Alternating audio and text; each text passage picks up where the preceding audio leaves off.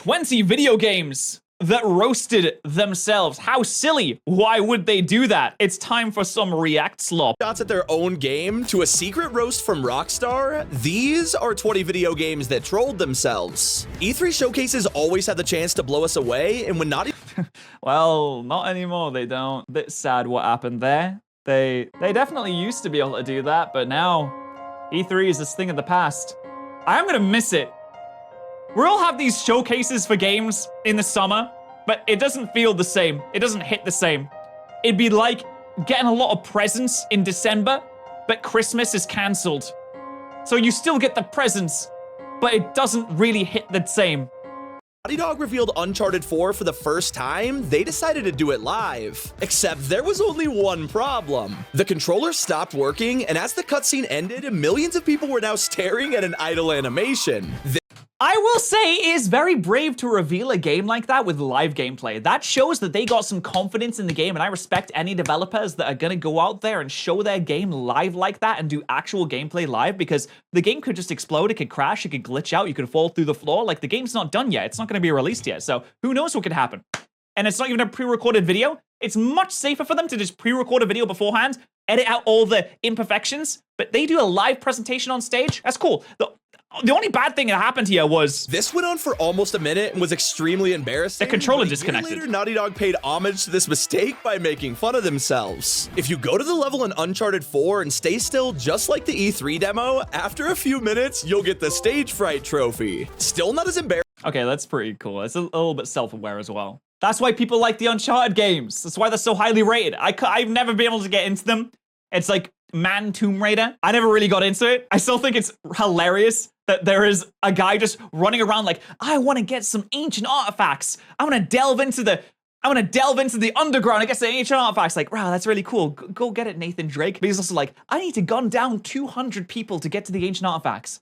I need to kill 200 mercenaries. I need to jump around and shoot them in between the eyes. I hope they didn't have a family. Whoops, I'm gonna make some goofy gaffes while I do it as well. I murdered 200 people. It's Resident Evil's infamous welcome party. While playing the original game, you'd enter the office and see a blue banner on the desk reading, "Welcome, Leon." Is that Comic Sans? Yeah, that's totally not how you spell it, but it was obviously an innocent translation error. So when Capcom dropped RE2's remake, you just know they had to include this as an Easter egg. When you enter the office this time, it's spelled correctly, but there's a pretty big gap between the L and the C. Then if you look on the desk, you'll see the extra L that's been taken down at the last minute. Another classic is Silent Hill 2. Self-awareness. Most of this game playing as James Sunderland, who's kind of a sicko. At one point, you explore abandoned apartments, and James goes into one only to stick his arm down the toilet without hesitation.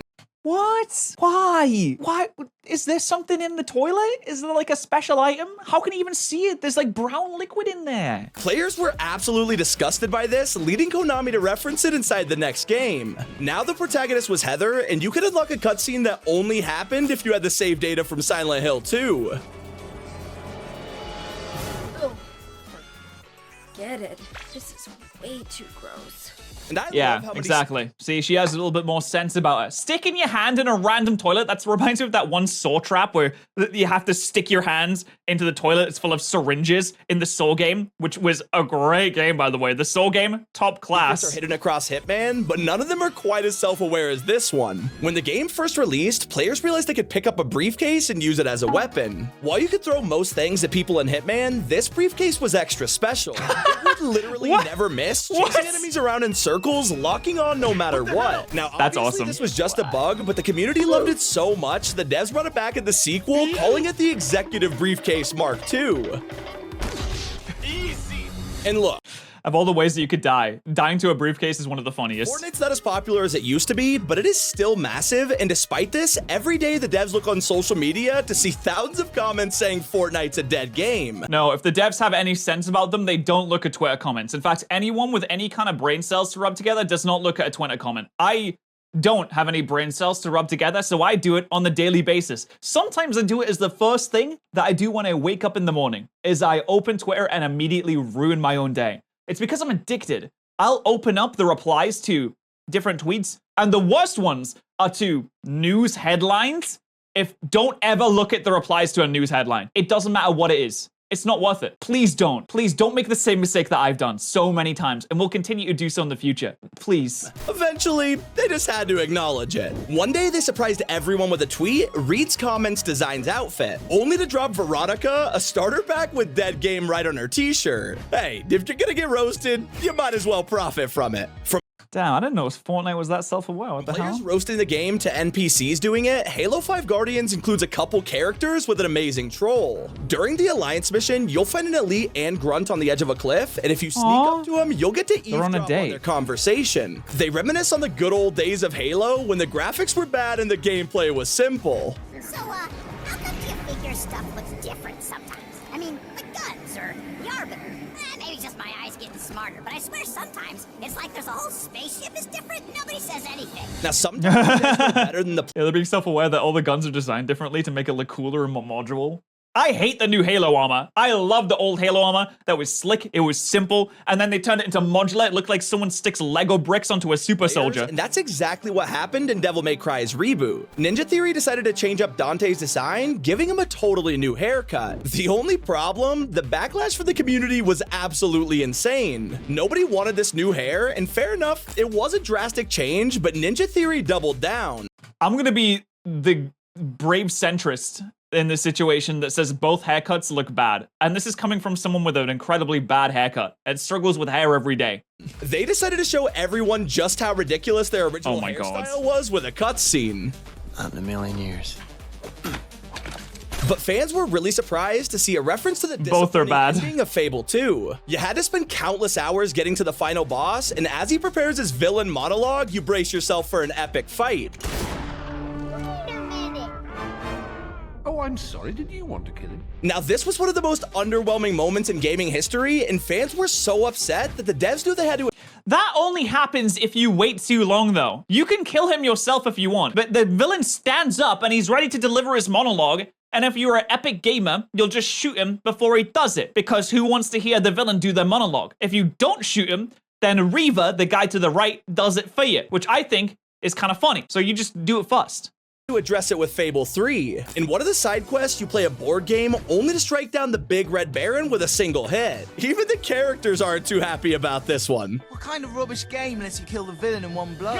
Oh, right. No, actually, I didn't mind the fact that you kill the last boss in Fable 2 with one hit because he's just a guy. And the whole getting towards him, getting to him, is the final boss, because at the end of the day, he's just a human. A human is not supposed to be able to sit there and tank like 7,000 gunshots to the face and a blade cutting through their neck 5 times. I kind of like it, you know? Is one thing, but trolling your fellow dev team is next level. In Hitman Blood Money, you can pick up a kitchen crate and view it in your inventory, except there's a little something off about the description. All it says is, Alan, please add details. Yeah, it looks like Alan forgot to do his job, Damn it, and Alan. now players all around the world can see his mistake.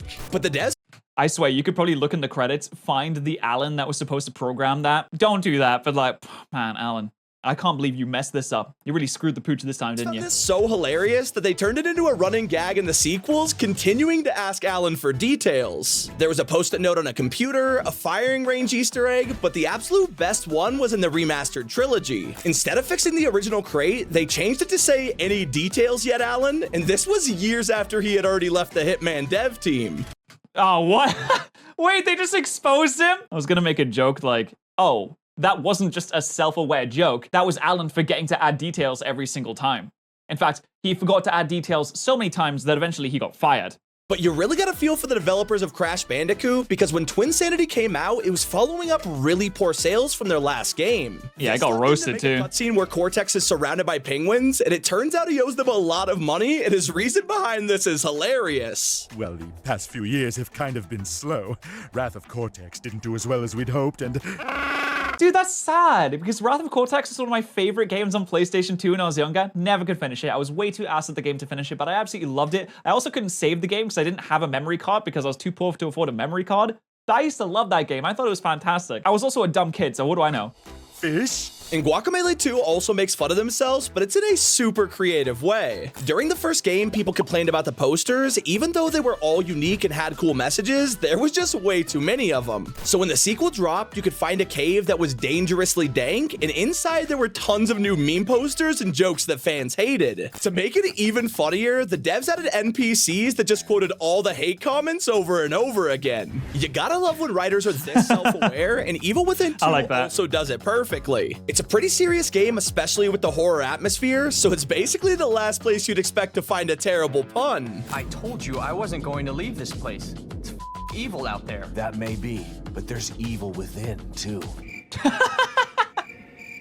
No, dude, they can't look at the camera after that. What are you doing? Character who's destined to break the fourth wall is Deadpool, so when he finally got his own video game, he was really excited to get started. Well, that's until the script arrived at his door, causing him to roast the writers. As I suspected, words everywhere.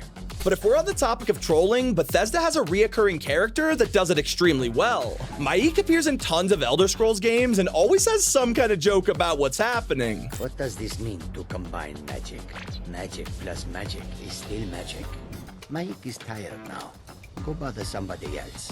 I love Maik the Liar. He's one of my favorite characters in any video game. Dude, Oblivion and Skyrim have some really good characters that are just under the surface. You need to go and search for them, but they're great. But it's still not as interesting as the legend of Red Dead Redemption's Donkey Lady. For some reason, this woman could be walking around in fields, and the weirdest part was that you could actually ride her as a vehicle.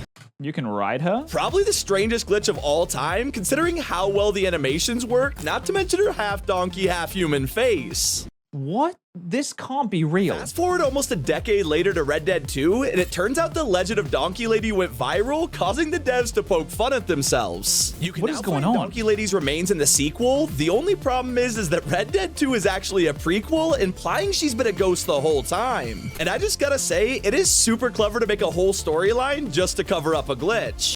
She got reanimated 10 years on. It's crazy seeing the jump in graphics between those games, and another franchise with major upgrades is Metal Gear Solid. For years, the series was on PlayStation 1, and midway through the game, you actually had to swap from one disc to the next one. Now, this I remember doing that on games. By the time the PS3 came out, the devs completely agreed.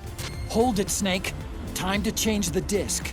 I know, it's a pain. Oh, wait. We're on PlayStation 3. No need to swap. Now, there was no need. Yeah, we got the advanced technology of the PlayStation 3 now. To roast themselves like that, but I think Blizzard might have them beat with Diablo 3. When they first announced the game, fans went in on the devs, calling the art style too cartoony, and instead of ignoring them, Blizzard decided to double down. You can now find a secret level called Whimsyshire with the cartoons dialed to the max with rainbows and unicorns. Yeah, they said, shut up, idiots. Randomly driving around. We love our art style. Ad on the radio that sounds like a familiar game. It's Digifactory Farm. Ha! I just slaughtered 10,000 cows. I'm a tiny pixel gangster. Drive a tiny digital sports car. Increase the length and girth of your... Now, originally they were making fun of mobile games, but I gotta say this didn't age too well. And over in GTA 3, you can also find a middle finger to Rockstar. There's a scrap stadium plastered with the Rockstar logo, and inside you'll find the Liberty City... Yeah, not the best name. And in Spider-Man PS4, everyone was so distracted by swinging around that no one paid attention to what was outside the map. The devs were hoping it'd go unnoticed, but if you went into photo mode and looked at the distant NPCs, they were absolutely horrifying. Aw, I mean, this is a normal thing that you do in games. Come on, that's normal. It takes up less resources if you have, like, goofy little goober pixel guys in the background. It's not like people are gonna see them unless you go towards them anyway. That's fine. It's a normal thing to have happen. Embarrassed by this, Insomniac decided to embrace the joke in the remaster. If you go back to these boats, they're still creepy as ever, but now they have a post-it note saying, "Did you miss us?" Aw, that's precious. No, they're actually they're lovely. You know what? I like a game that's being self-aware. I like a developer that's self-aware. You know, making games is a little bit odd sometimes, and you gotta make little jokes. You gotta make little japes, because sometimes dealing with people that buy video games is horrible. Anyway, if you want me to react to a video, leave it in the Discord server, and if you want me to bring back the Sub Noodle plushes, let me know, because I've been thinking about it.